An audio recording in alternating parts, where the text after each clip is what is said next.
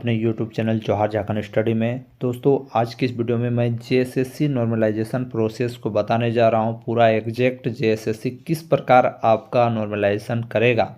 दोस्तों यहां पर काफ़ी छात्रों को मैंने नॉर्मलाइजेशन प्रोसेस पहले भी बताया, लेकिन काफ़ी लोगों को समझ में नहीं आ रहा है। लेकिन इस वीडियो के माध्यम से आपको पूरी समझ में आ जाएगा और अपना मार्क्स भी आप कैलकुलेट कर सकते हो और कैलकुलेट करके अंदाज़ा लगा लेना कि आपका कितना मार्क्स आ रहा है। तो चलिए दोस्तों वीडियो में आगे बढ़ते हैं। वीडियो में आगे बढ़ने से पहले आपसे एक विनती है कि चैनल में नए तो चैनल को सब्सक्राइब जरूर कर लीजिएगा और वीडियो को लाइक शेयर जरूर कर दीजिएगा। तो चलिए दोस्तों वीडियो में आगे बढ़ते हैं।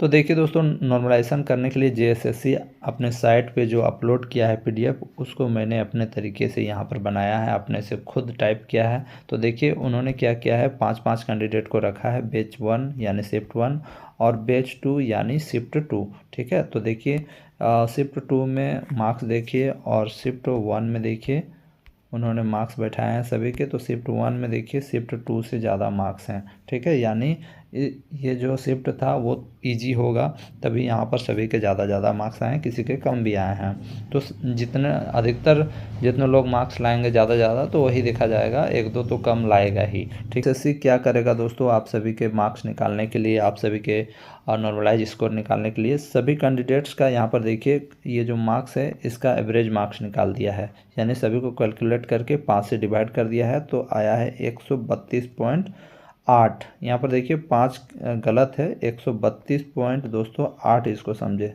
ठीक है, यहाँ टाइप करने में मिस्टेक हुआ है, 132.8 होगा, यानी ये हो गया आपका एवरेज मार्क या एवरेज स्कोर कह सकते हो। उसके बाद दोस्तों बेच स्टैंडर्ड डेविएशन आप सभी का निकाला जाएगा, जितने भी कैंडिडेट हैं सभी का निकालेगा और उसके लिए जेएसएससी आपका ये जो फार्मूला है इसको फॉलो करेगा। इस फार्मूला के थ्रू जेएसएससी ने यहाँ पर 5 कैंडिडेटों का जो स्टैंडर्ड डेविएशन निकाला वो 34.63755 ये निकाला। ठीक है, उसके बाद दोस्तों जेड स्कोर निकाला जाएगा। ठीक है, जेड स्कोर निकालने के लिए 123 माइनस 132 इंटू 34.63755।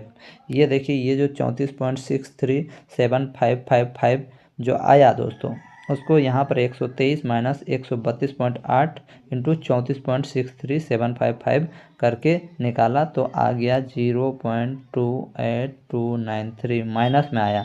तो ये माइनस में है इसलिए इसको हम लोग एब्सोल्यूट वैल्यू में लेंगे, तो इसको 0.28293 लिए।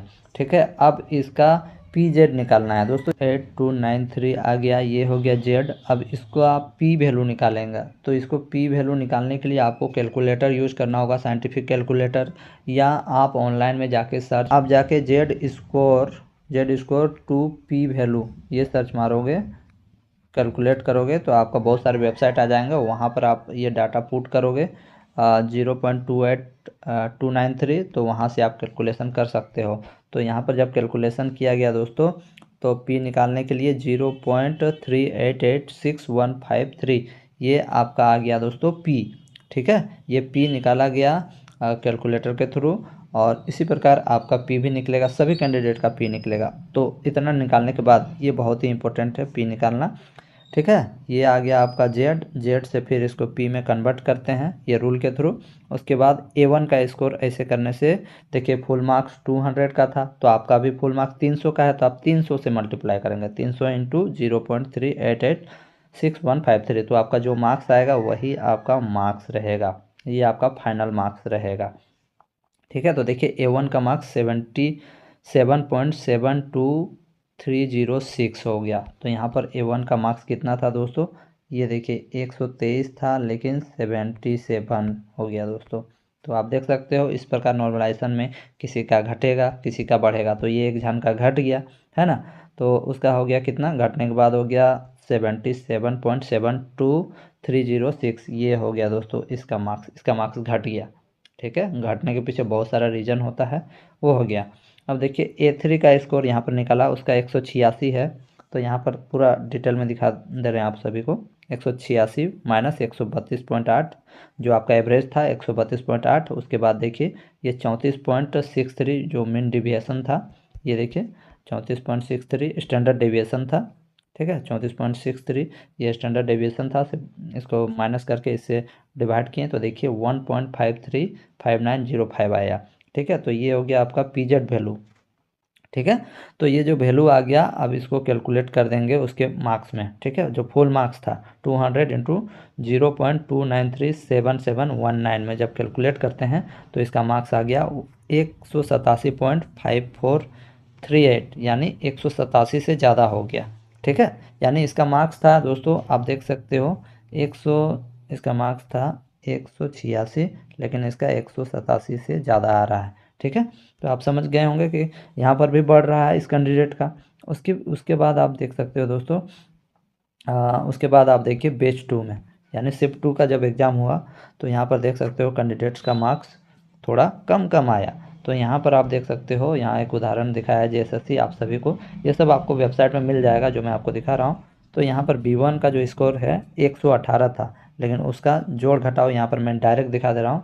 उसका जो वैल्यू है सभी को मैं यहाँ पर दिखा दे रहा हूँ। ये देखिए, ये पीजेड वैल्यू है और ये देखिए फुल मार्क्स है इनटू जो पी आया दोस्तों, जेड स्कोर टू पी करते हैं, है ना, जेड स्कोर को पी में कन्वर्ट करते हैं, उसके बाद जो वैल्यू आता है उसको फुल मार्क्स से मल्टीप्लाई करते हैं, उसके बाद जो मार्क्स आएगा यही आपका फाइनल मार्क्स रहेगा। तो 185.94 ये कैंडिडेट का आ गया, जबकि इसका 118 था, यानी इस फॉर्मूले से इसका नंबर बढ़ गया।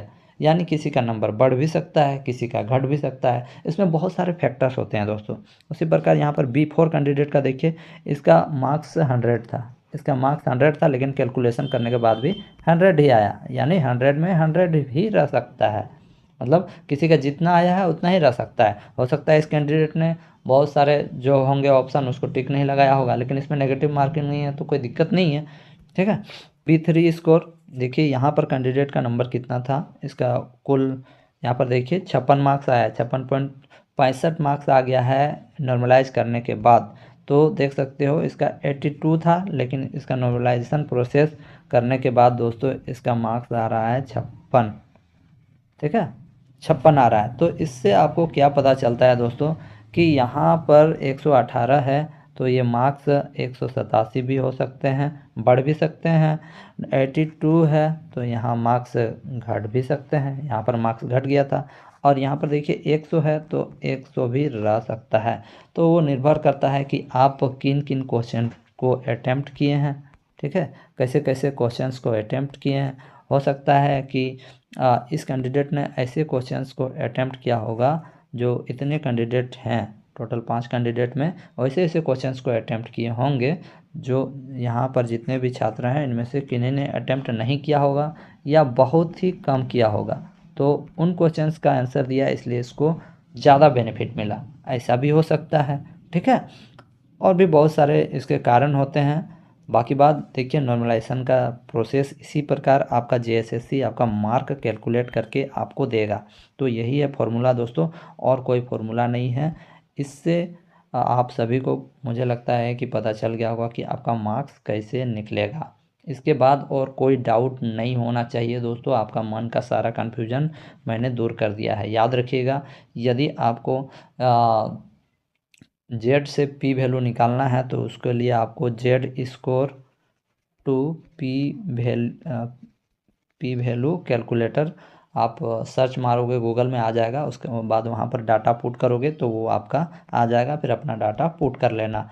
यहाँ पर ये भी मायने रखता है दोस्तों, और एक फैक्टर है कि जैसे हार्ड शिफ्ट वाला में थोड़ा सा हार्ड क्वेश्चन रहता है और इजी शिफ्ट वाला में थोड़ा इजी क्वेश्चन रहता है, मतलब बहुत ही इजी क्वेश्चन रहता है, तो यहाँ पर मार्क्स आपके घटेंगे और हार्ड में बढ़ेंगे। और कुछ कुछ रहता है मॉडरेट भी रहता है, मान लो 3 शिफ्ट में हुआ तो उसमें उसमें और मार्क्स थोड़ा कम घटेंगे। तो ऐसा ही होता है दोस्तों, ये है आपका नॉर्मलाइजेशन प्रोसेस। इसलिए आपका जो मार्क्स आया है अभी जितना आया है उससे कुछ नहीं कहा जा सकता। मान लीजिए आपका 120 आया है तो 120 से आपका ये घट के 80 भी हो सकता है दोस्तों। ठीक है, हो सकता है आपने इजी क्वेश्चंस के आंसर दिए हैं।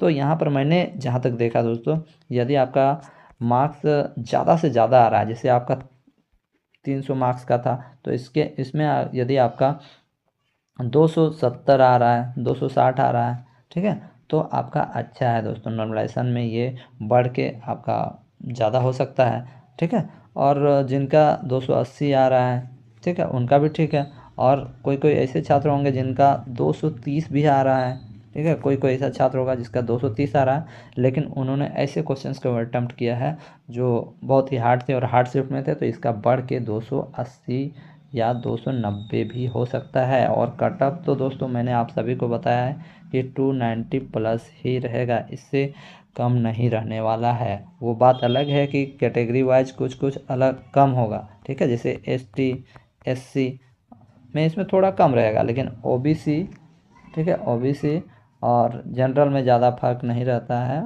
इसमें 10 मार्क्स का ही 10 या 5 मार्क्स का ही डिफरेंस रहता है। दोस्तों आशा करता हूँ कि आप सभी भाइयों बहनों को ये जो है नॉर्मलाइजेशन प्रोसेस समझ में आ गया होगा।